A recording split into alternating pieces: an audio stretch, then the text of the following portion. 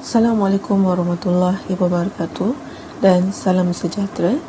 Nama saya Siti Adarswana binti Parman. Saya daripada OUM Shah Alam dan ini adalah ahli-ahli kumpulan saya terdiri daripada Muhammad Sur Iskandar bin Muhammad Zin daripada OUM Shah Alam dan juga Ahmad Supaat Asmawi bin MD Sajudi daripada OUM Johor Bahru.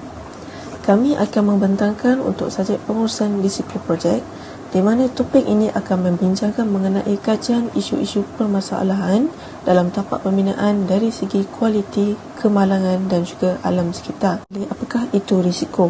Risiko ini bermaksud kesan kumulatif daripada kejadian tertentu yang boleh mempengaruhi objektif projek, sama ada ia memberi kesan positif ataupun negatif. Saya akan jelaskan mengenai isu-isu permasalahan dalam risiko projek di mana ia terdiri daripada kualiti, kemalangan dan juga alam sekitar. Daripada hasil pembincangan yang telah dibuat, dari segi isu kualiti kami dapati teori ataupun model berkaitan dengan kualiti adalah kitaran PDCA. Manakala daripada isu kemalangan pula, teori yang berkaitan adalah Herin's Domino Theory. Dan alam sekitar akan melibatkan teori mengenai tingkah laku bertanggungjawab alam sekitar. Sekali saya akan bincangkan mengenai model kitaran PDCA di mana ia berkaitan dalam isu kualiti. Model PDCA ini terdiri daripada plan, do, check and act. Pertama sekali pada fasa plan ataupun fasa pengurusan di mana organisasi perlu melaksanakan dan menguruskan kualiti projek dan juga apabila dia terdiri daripada kualiti polisi dan juga kualiti objektif bagi memenuhi kehendak dan keperluan pelanggan. Seterusnya, ia akan pergi kepada fasa 2 atau fasa pelaksanaan di mana ketika fasa ini ia memastikan setiap individu yang terlibat dalam projek pembangunan melakukan tugas dan tanggungjawab masing-masing yang tercatat dalam manual ataupun projek quality plan.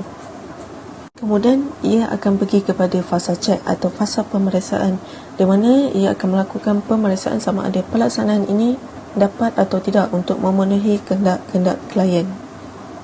Seterusnya ia akan pergi kepada fasa act ataupun fasa tindakan di mana tindakan akan dibuat berdasarkan permasalahan-permasalahan yang timbul semasa melakukan perancangan kualiti tersebut.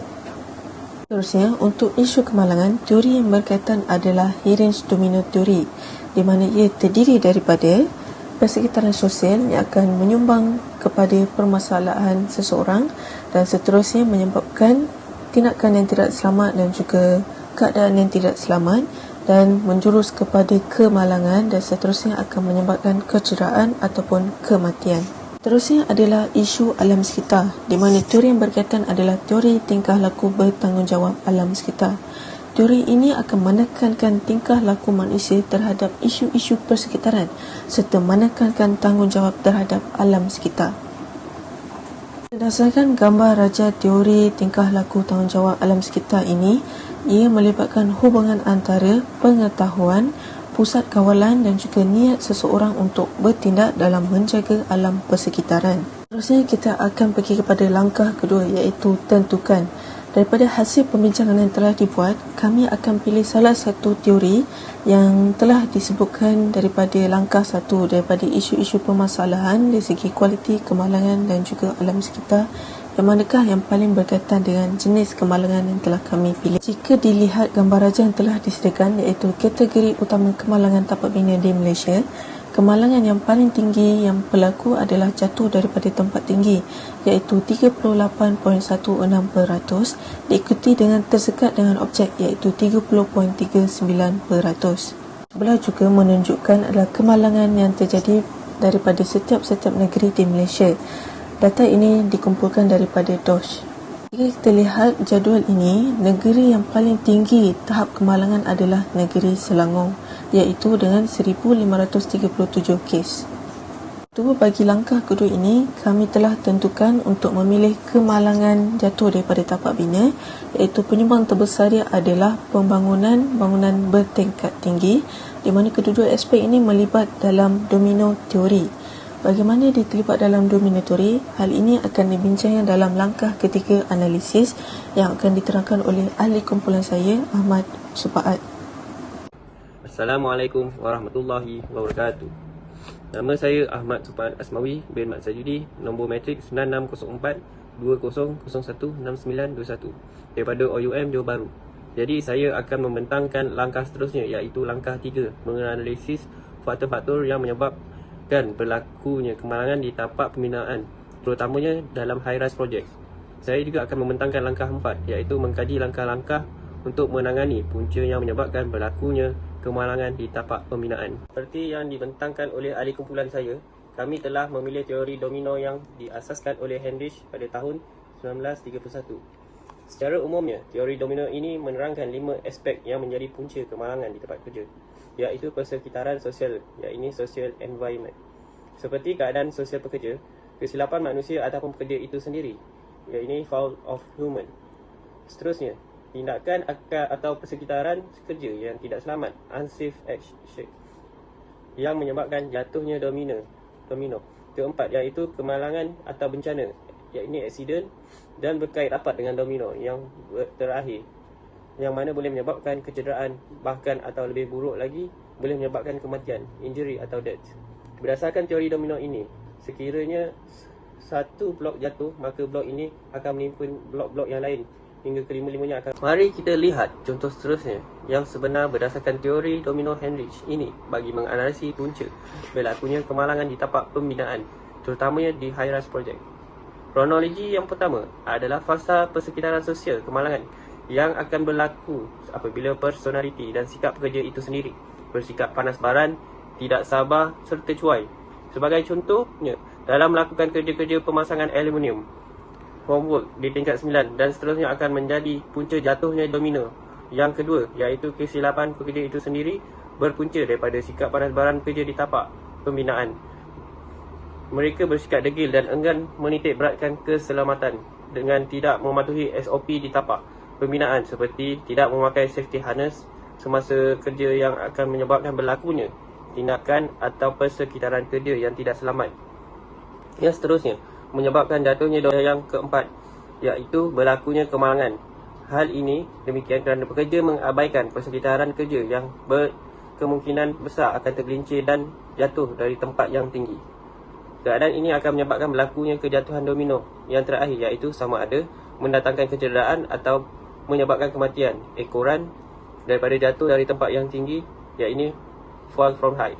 Berdasarkan domino Heinrich yang diterangkan secara ringkas tadi, mari kita lihat apakah faktor-faktor yang boleh menyebabkan berlakunya kemalangan di tapak pembinaan yang melibatkan high-rise project. Antara faktor yang menyebabkan berlakunya kemalangan di tapak pembinaan high-rise project adalah yang pertama, personaliti kerja yang mewakili domino Heinrich pertama, iaitu persekitaran sosial. Yang kedua ialah kelemahan pihak pengurusan itu sendiri, iaitu domino kedua, kesilapan manusia. Yang ketiga, keadaan tapak pembinaan yang tidak selamat yang mewakili domino yang ketiga, iaitu tingkah laku yang tidak selamat ataupun berbahaya. Personaliti pekerja. Sebagai contohnya, sikap pekerja yang bersikap panas baran dan tidak mematuhi SOP di tapak pembinaan, iaitu tidak memakai PPE yang ditetapkan dan safety harness ketika bekerja di tempat yang tinggi, seperti concreting work. Pekerja tersebut tergelincir atau tersandung sesuatu objek yang berada di atas scaffolding tersebut, lalu ia akan menyebabkan pekerja yang mengabaikan etika keselamatan di tapak pembinaan terjatuh dari tempat yang tinggi dan seterusnya menyebabkan kecederaan ataupun kematian. Antara jenis kecederaan adalah kecederaan tulang belakang, kepala dan otak, bahkan boleh membawa maut. Seterusnya adalah kelemahan pihak pengurusan. Dalam hal ini, kemalangan di tapak pembinaan juga boleh dikatakan berpunca daripada kelemahan sistem pengurusan, sama ada dari sudut majikan ataupun pengurusan di tapak pembinaan. Dari sudut majikan, kelemahan tidak pihak pengurusan berpunca daripada sikap majikan yang mengabaikan ketelitian terhadap komitmen terhadap aspek keselamatan perancangan pembinaan yang kurang efektif, penyiasatan tapak yang kurang sempurna, perancangan keselamatan yang kurang berkesan, persediaan latihan kepada pekerja yang tidak sempurna, gagal mengenal pasti risiko yang wujud dan gagal menyediakan polisi keselamatan seperti papan tanda keselamatan dan tidak menyediakan jawatan kuasa keselamatan. Hal ini saling berkait rapat antara satu sama lain. Sebagai contohnya, kegagalan pihak pengurusan terhadap penyiasatan keadaan tapak pembinaan yang kurang sempurna akan menyebabkan pengawalan di tapak pembinaan tidak diurus dengan baik seperti peralatan yang digunakan. Kerja-kerja pembinaan tidak disusun dengan baik dan dibiarkan dalam keadaan yang tidak kemas. Hal ini boleh menyebabkan pekerja tersandung atau terlanggar objek tersebut, seterusnya mencetuskan kemalangan di tempat kerja.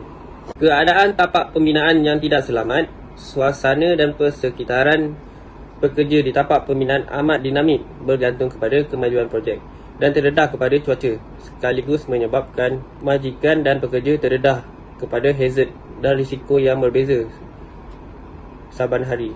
Keadaan tapak pembinaan yang berbahaya tidak seperti tapak pembinaan yang berselerak, ruang tempat kerja terhad, iklim dan cuaca yang kurang sesuai, tahap kebisingan yang tidak dapat diterima dan pengabaian etika keselamatan yang ditetapkan di tapak pembinaan cenderung membawa kepada berlakunya kemalangan di tapak pembinaan. Penggunaan perancah yang tidak selamat dan penggunaan safety harness yang tidak betul juga menjadi faktor yang menjadikan kerja-kerja pembinaan di tempat projek itu tidak dapat dijalankan dengan sempurna dan selamat.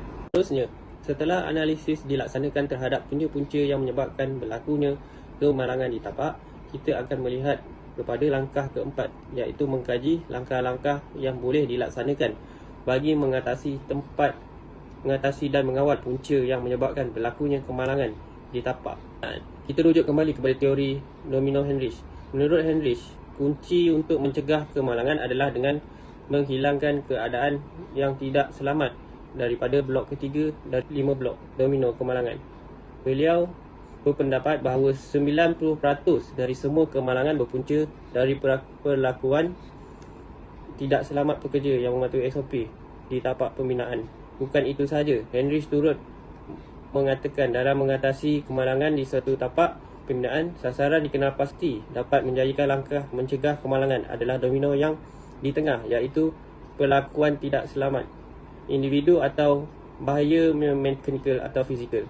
Hal ini demikian kerana faktor kemalangan blok pertama dan kedua adalah faktor yang tidak dapat dielakkan. Sebagai contohnya, faktor panas baran atau sikat degil yang melanggar etika keselamatan di tapak pembinaan boleh menghilangkan rasional sehingga menyebabkan pekerja tersebut cuai dalam kerja-kerjanya. Tetapi faktor dari blok ketiga, iaitu perlakuan yang tidak selamat dapat dielakkan sekiranya pekerja terbabit menjalankan kerja yang mengikut prosedur dan mematuhi etika pemakaian di tapak pembinaan yang telah ditetapkan dengan betul dahulu, sebelum, semasa dan selepas melakukan kerja.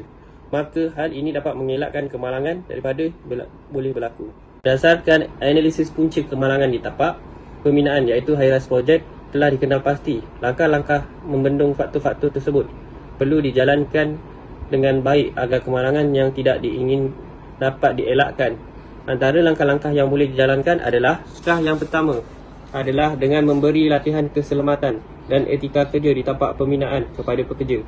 Dalam hal ini, pekerja perlu diberikan latihan keselamatan, iaitu safety training, secara kerap agar pekerja terdedah dan dapat membiasakan diri dengan kepentingan menjaga keselamatan di tapak pembinaan dan kriteria-kriteria yang perlu dijaga di tapak pembinaan. Dengan ini, mereka dapat memperbaiki sikap keras kepala mereka dan mematuhi satu etika kerja yang telah ditetapkan. Bahkan bukan itu saja, pematuhan SOP dalam kerja-kerja di tapak pembinaan dapat dilaksanakan dengan baik dengan adanya pengawasan daripada SSO, majikan, safety site supervisor, mahukan rakan sekerja yang lain. Pelaksanaan content toolbox juga perlu dijalankan secara mingguan bagi memberi kesedaran kepada pekerja tentang kepentingan mengelakkan perlakuan tidak selamat di tapak kerja. Sekiranya tiada perubahan dalam faktor persekitaran sosial, iaitu sikap pekerja itu sendiri, penalti atau denda boleh dikenakan supaya pekerja sentiasa mematuhi SOP yang telah ditetapkan. Bagi mengatasi kemalangan yang berpunca daripada kelemahan pihak pengurusan, langkah yang boleh diambil adalah majikan atau pegawai yang dilantik perlu memainkan tanggungjawab dalam menyelia atau memantau kerja-kerja projek yang dijalankan. Dalam hal ini, pihak pengurusan perlu memastikan tata cara kerja dilakukan dengan betul, sempurna, selamat dan tidak menjejaskan kesihatan pekerja serta mengikut prosedur yang telah diarahkan. Bahkan pihak pengurusan perlu menjalankan sesi pengenalan kepada keselamatan dan peralatan digunakan dalam kerja-kerja pembinaan untuk pekerja baru agar mereka dapat memahami segala undang-undang di tapak pembinaan dengan sempurna sebelum menjalankan kerja. Site leader juga perlu mengetahui dan mengenal pasti serta membuat analisis menggunakan HIRAC, iaitu Hazard Identification, Risk Assessment dan Risk Control, bagi mengenal pasti semua faktor yang boleh mendatangkan mudarat dan melaksanakan langkah-langkah pencegahan bagi memastikan risiko terkawal. Langkah yang terakhir adalah dengan memastikan keselamatan di tapak pembinaan. Dalam hal ini, pemantauan keselamatan perlu dilakukan sebelum pekerja memulakan kerja-kerja pembinaan. Bukan itu sahaja, dalam melaksanakan kerja-kerja pembinaan, peralatan dan perkakas yang digunakan perlu dipastikan berada dalam keadaan yang selamat dan mengikut susun atur yang telah ditetapkan. Bahkan bukan itu sahaja, bagi mengelakkan pekerja daripada menggunakan peralatan yang rosak, pemantauan terhadap mesin dan perkakas yang perlu digunakan perlu dipantau agar sentiasa berada dalam keadaan yang baik. Pemasangan perancah memerlukan pengendali perancah, pemasangan perancah dan pegawai Jabatan Keselamatan dan Kesihatan Pekerja, iaitu JKKP, bagi memastikan penggunaan peralatan tersebut selamat sepanjang tempoh pembinaan. Saya Muhammad Zuliskandar bin Muhammad Zain daripada OUN Shah Alam akan membuat pembentangan seterusnya, iaitu langkah kelima, mengenal pasti objektif. Jika kita lihat dalam Heinrich Domino teori ini adalah saling berkaitan antara tindakan dan keadaan yang tidak selamat, kemalangan dan kecederaan. Dari ini saya boleh ceritakan kenapa dan mengapa objektif yang dikenal pasti seperti berikut. Objektif yang pertama iaitu mengenal pasti risiko yang berpotensi mempengaruhi dalam high-risk projek dan cara-cara untuk mengendalikan projek tersebut. Jika dilihat, teori Heinrich Domino ini mempunyai 5 aspek, iaitu hubungan persekitaran, kesilapan pekerja, keadaan atau tindakan yang tidak selamat, kemalangan dan kecederaan. Oleh demikian itu, mengenal pasti 5 aspek ini, semestinya kita boleh menentukan kemalangan yang berlaku berada di kategori yang mana, iaitu sama ada persekitaran sosial, kesilapan pekerja dan keadaan tidak selamat. Dari itu, melalui penentuan yang diperolehi, kita dapat atasi bagaimana cara untuk mencegah setiap kemalangan yang berlaku.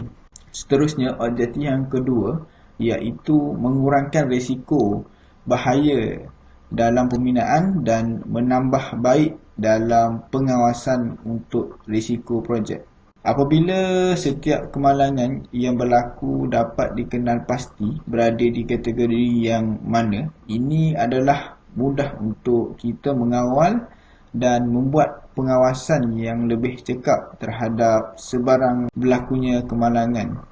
Objektif yang seterusnya, ketiga, iaitu mengenal pasti punca-punca yang menyebabkan berlakunya kemalangan dalam high-rise project dan mencadangkan langkah-langkah untuk mengawal dan mencegah faktor-faktor yang menyebabkan kemalangan tersebut. Kemudian untuk langkah ke-6 iaitu kajian kendiri, mendapati bahawa pembincangan ini dapat mengenal pasti risiko-risiko yang terlibat dalam projek pembinaan bertingkat tinggi, di mana teori yang berkaitan adalah domino yang menunjukkan khusus utama adalah pesalah tingkah laku pekerja yang akan menyebabkan kemalangan jatuh daripada tapak bina serta menyumbang kepada kematian.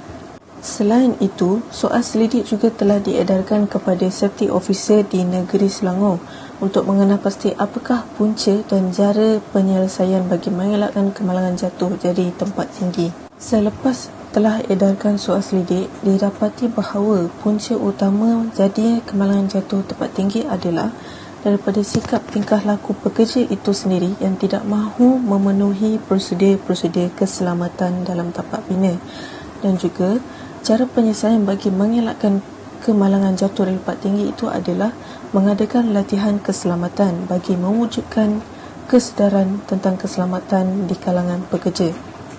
Hasil daripada soal selidik ini dapat memenuhi objektif-objektif yang kami kenal pasti, Kemudian ia akan boleh membuat sebagai penambahbaikan kajian untuk masa akan datang.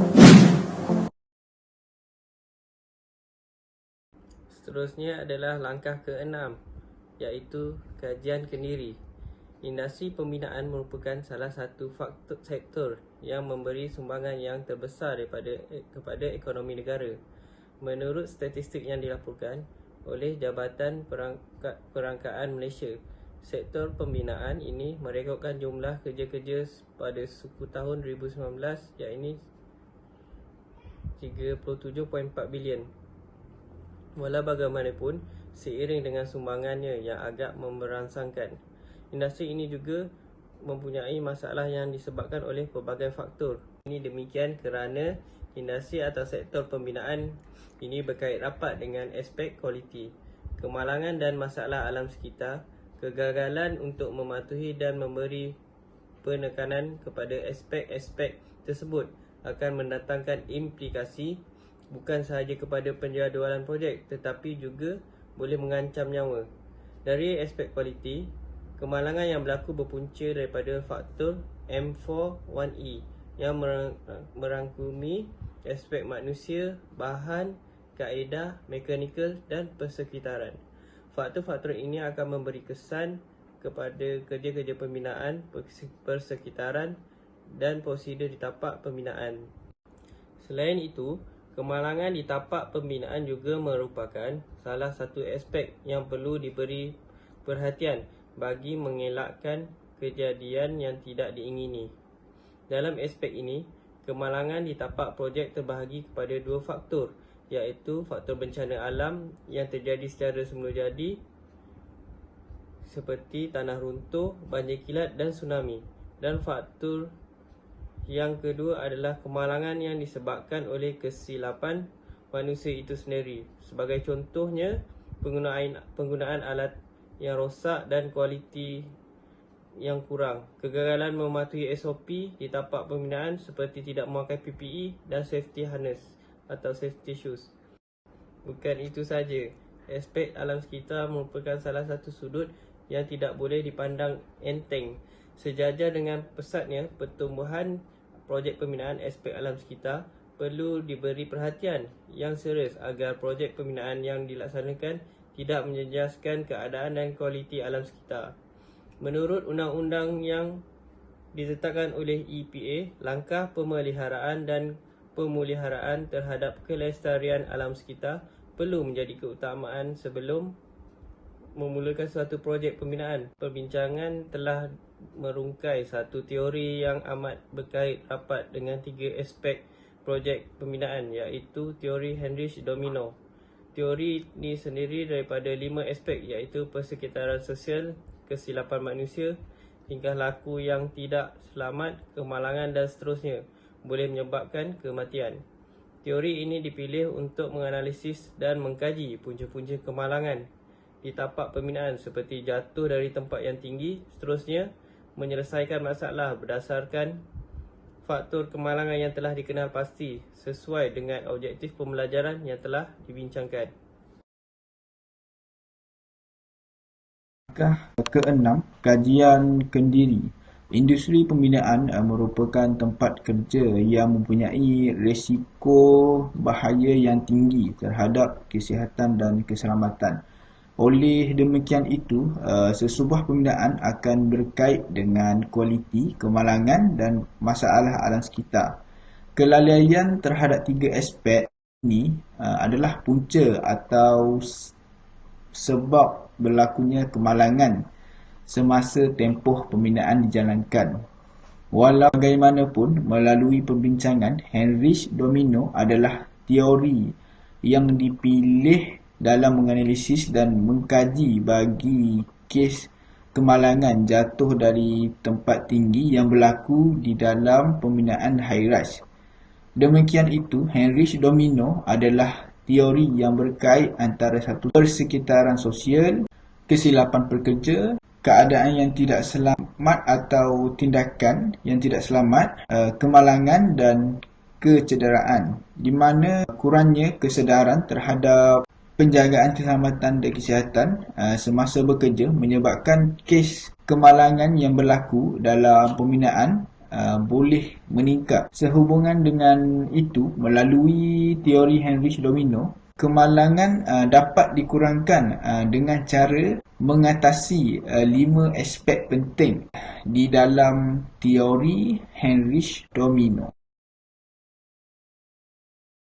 Kumpulan bagi pembentangan ini adalah untuk mengkaji isu utama dalam sesebuah projek pembinaan yang menjadi punca berlakunya kemalangan, iaitu kualiti, kemalangan dan masalah alam sekitar. Kualiti pula merujuk kepada projek disiapkan mengikut garis panduan yang disediakan dalam skop kerja dan menggunakan model PDCA, iaitu Plan, Do, Check, Act sebagai alat untuk memastikan prosedur dan kaedah dapat dilaksanakan. Seterusnya, isu utama yang kedua, masalah alam sekitar yang merupakan pencemaran terhadap udara, tanah dan bunyi, yang mana dapat diatasi dengan menggunakan teori tingkah laku bertanggungjawab alam sekitar. Dan seterusnya, isu utama yang ketiga, iaitu kemalangan, dengan mengikut teori Heinrich Domino pula mempunyai 5 sebab berlakunya kemalangan, iaitu sosial, persekitaran, kesilapan pekerja, tindakan atau keadaan tidak selamat, kemalangan dan kecederaan. Selaras dengan itu, setiap kemalangan yang terjadi dapat dicegah dengan mengatasi salah satu daripada 5 punca kemalangan tersebut. Selanjutnya, isu utama iaitu kemalangan dan teori Heinrich Domino dipilih sebagai tujuan untuk analisis dan kajian berlakunya kemalangan, seperti kemalangan jatuh dari tempat tinggi di Selangor.